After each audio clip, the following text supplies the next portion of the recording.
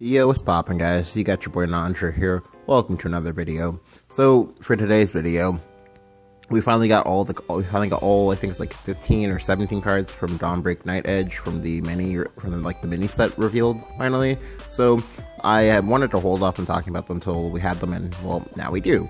So I'll be talking about each one. I think this will probably be like a two-part video because like there's some of these cards that like I have a lot more to say than one might think.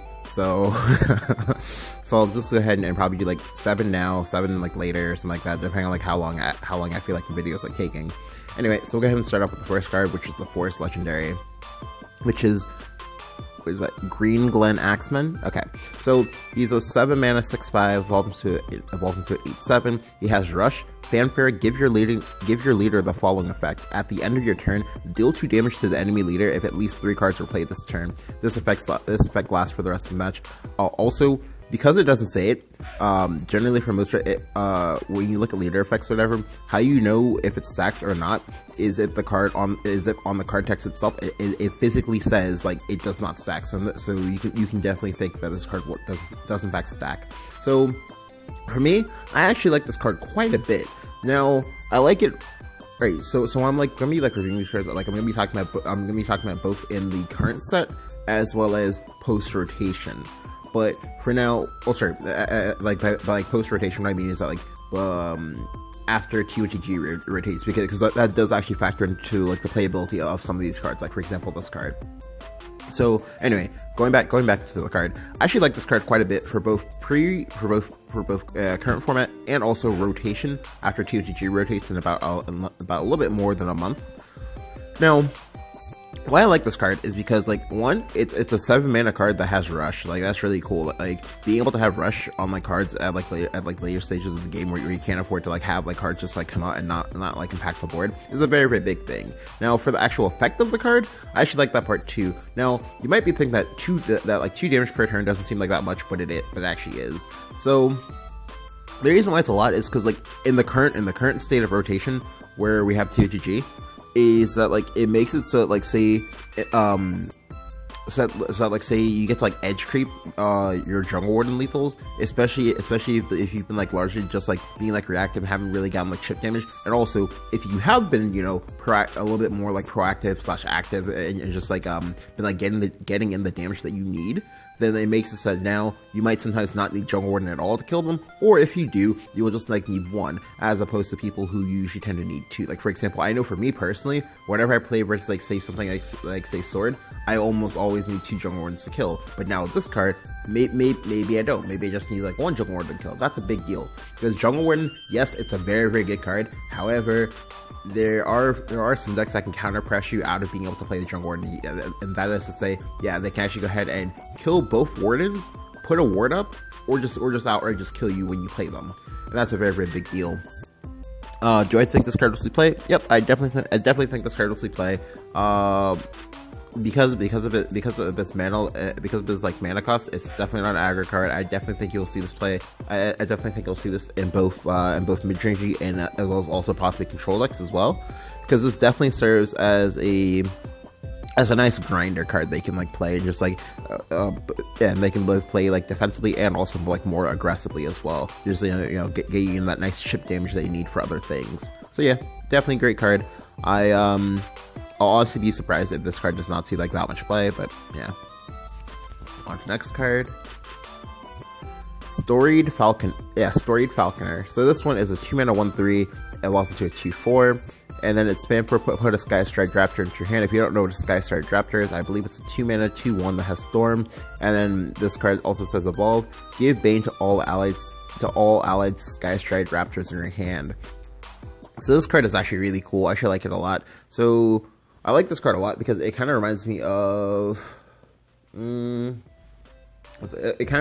both Beetle Warrior as well as the other card, Sullen's Command. Yeah, it reminds me of those 2 cards just because it's a forest card that's like kind of small, compact, whatever, but also has Storm, so you can use it in some chip damagey ways. It also works with the first card, the Forest Trap Legendary as well. The other thing I like about this card is that to me it reminds me of Maelstrom Dragon from Dragoncraft. and in terms of like how you can like get the damage across, like there are some very interesting combos that like I figured out when I was playing around with this card. Well, when I was like theory crafting this card, is that one such combo is you play 2 of these at some point, right? Play 2 of these at some point, then you get to go Sky Strike Raptor, Sky Strike Raptor. So you play 2 of these for 4 mana. Then you play Beetle Warrior. The Beetle Warrior, because that'll be the 3rd card you've played. It'll gain Storm. So that's 7 mana for 7 damage, and then 9 if you have this like this attached. So maybe like a play you make on turn 8, or also 11 if you have all of those above things, and then you also have an Evo point, which, to be fair, there's a strong chance you might actually still have the Evo point going into that turn. So that's a very potent combo. Like it's like 3 to 4 cards, maybe an Evo, 11 damage. Insane, right? Insane. The other thing I like about it is actually the stat line. So I know these come under scrutiny a lot, but actually 1/3s are actually on par.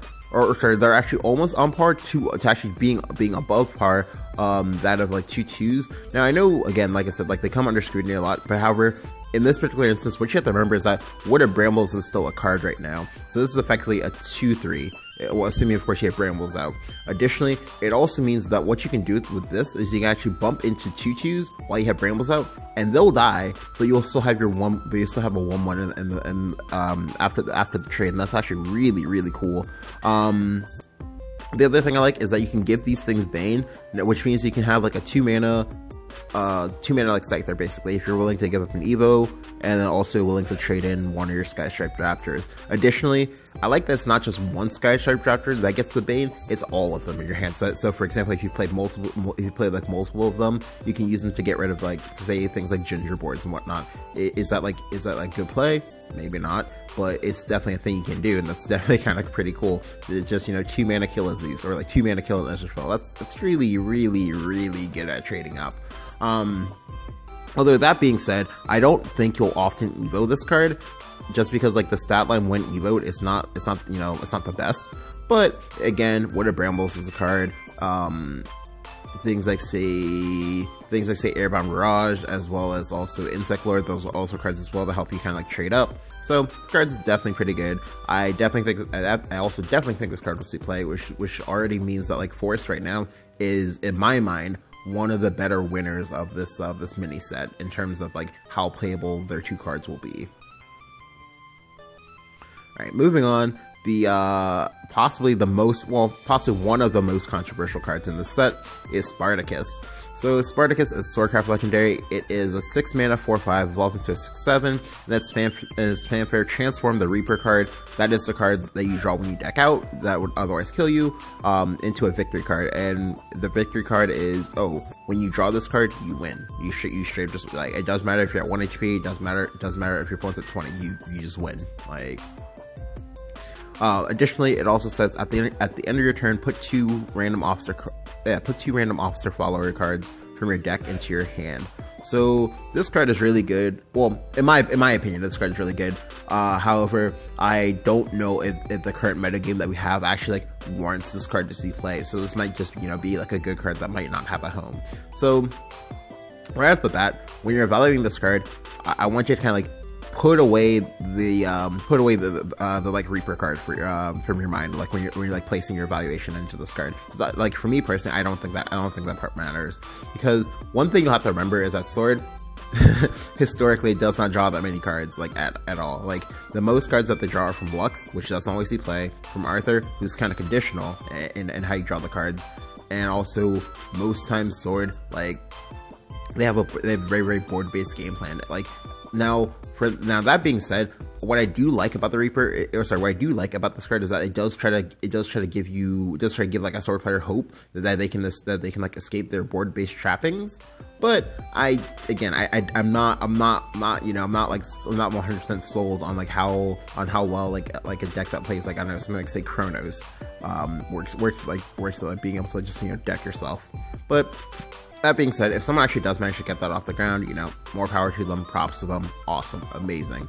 To see something from Sword other than a mid-rangey type thing would be kind of cool.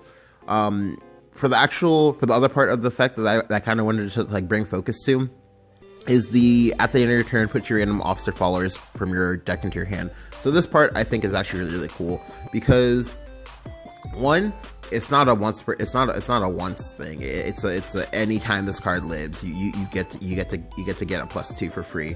Well, maybe even +3, so he like kills something in the process. But anyway, like relevant things that you can like pick up is in like rotation. You can pick up say things like Hero of Antiquity, Gawain.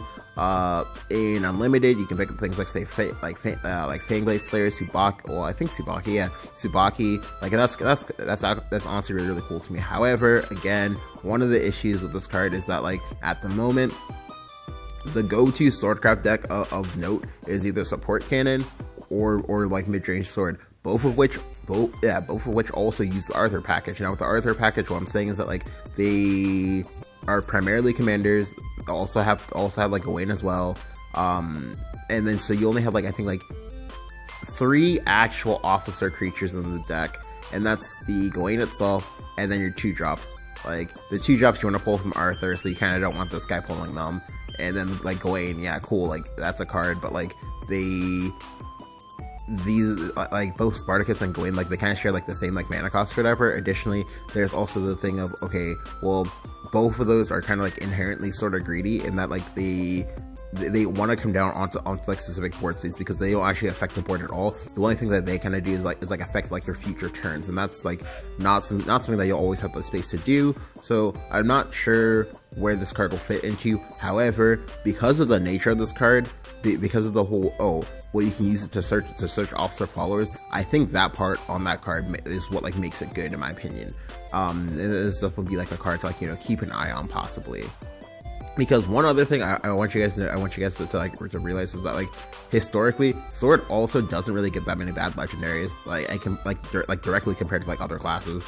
Like I think off the top of my head, there was Alexander, Roland, what else? I think it's like 2 more. I think maybe total. Like in the history of the game. So it's like so that's like after like 8 or 9 sets now. Like it just doesn't happen.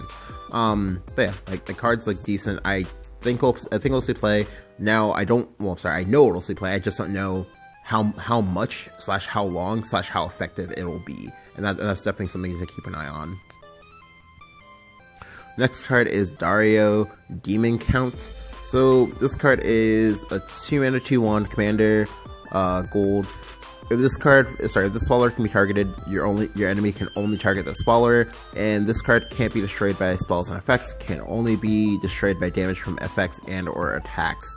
So for the most part, I don't know what to think about this card. Now I know a lot of people said, okay, well you can use this to pull it from Arthur to protect your Arthur, but I don't know if that's better than having a hedgehog they can use to ward with Sky Fortress. That's also just be like a scaling monster, getting Bear Knight, which is a ward, pulling Celia, which is, you know, a storm finisher for your deck, and then also pulling Kahulin, which is again like a really solid card. I don't know if that's like worth it to like play this card. Additionally, support cannon is also like rotating soon, so I think this card might just end up in the same way that like Captain Lycia did, and which is one of those cards like it seems really cool on paper, but in practice, due to like the nature of how this game works, I don't think we'll see play. But I could definitely be wrong for sure. But yeah, for now, like I definitely think it'll be one of those things that like it sees play initially, but unless you get like some kind of creature or whatever that you actually really, really want to protect, this card probably does not see play. So yeah. Alright, so now onto Runecraft. So the first one we have is Truth Seeker Faust.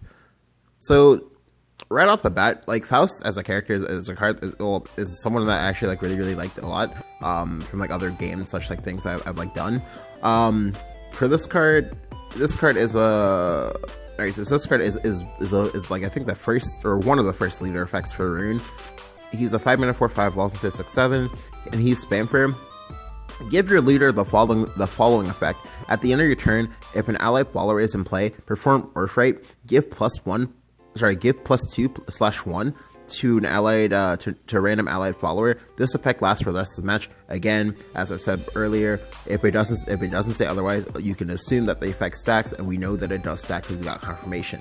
So what this means for this guy in particular, what this means is that, like, if you have an Earthright, he comes out and is a massive 6/6 or an 8/8 if you have an evolve. That's insane. Now, the big thing about it is that, like, generally for things like, say, Burn Rune, how Burn Rune as a deck works is that, like, they generally just like outstat the crap out of you, and they hit you very, very hard with a few units, and then just like proceed to burn the crap out of you when you're trying to like recover. And this card definitely adds to that. Now, one thing I like about this card is that, like, with the way it's done, you're usually gonna be unable to play Master Mage Levi after this card. So you have to like wait until like turn 7 or something like that, because you most likely won't have the sigil, which is kind of cool. For the actual effect, after this card leaves, I don't know how useful that'll be.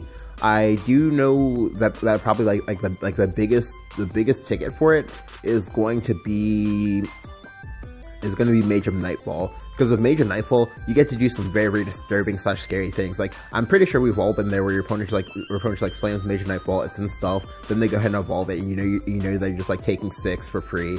But now, imagine if it then gets a buff from Truth Seeker Faust. That makes it very, very terrifying, and it also makes a possible game plan that your opponent can go for is just like permanently leave that in stealth if you're not playing it, if you're not a class that has like random stealth destruction effect, or just like, you know, massive AoEs, and just like continue to just like feed it sigils. And then, like, even if you try to word up like, oh, okay, why just like mutable all of your words, and I smack you in the face for like a billion, literally a billion. From things like say it getting evolved, and then having this thing, it may maybe like 1 or 2 sigils. Like, if it eats let's see, if it eats like 1 sigil, you can technically think of it as basically being effectively evolved, because it's then a 6/4. If it eats 2 sigils, it's an 8/5. Like, again, also if it's evolved, oh, it's suddenly a 10/6. Like, can you imagine taking 10 damage from a 3-drop in 1 shot? I can't. That's insane. No, my mind is blown.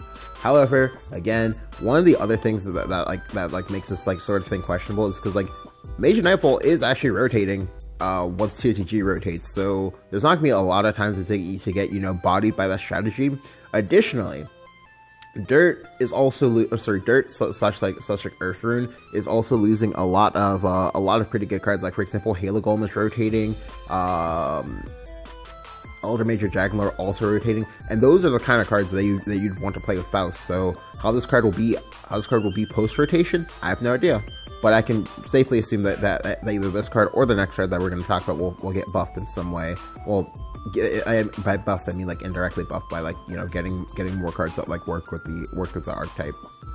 But yeah, but definitely for now, I definitely expect this card to see some amount of play, just because, again, if something like, say, Abomination Awakened is seeing play in Earth Rune, which also is a class that like historically doesn't have like that many cards in hand, you can definitely expect this card to see play, just because, like, it has the what I call the Fina effect, where the like Fina / like Ancient Elf effect, where, like, if this thing touches your face once, you die. You should just die. Like, so I definitely expect to see play, just because of the non-games it can create if you find this card on curve. Alright, for the next card, and this will probably be like the last card that I talked about for this one, is Burgeant Onion Patchmaster.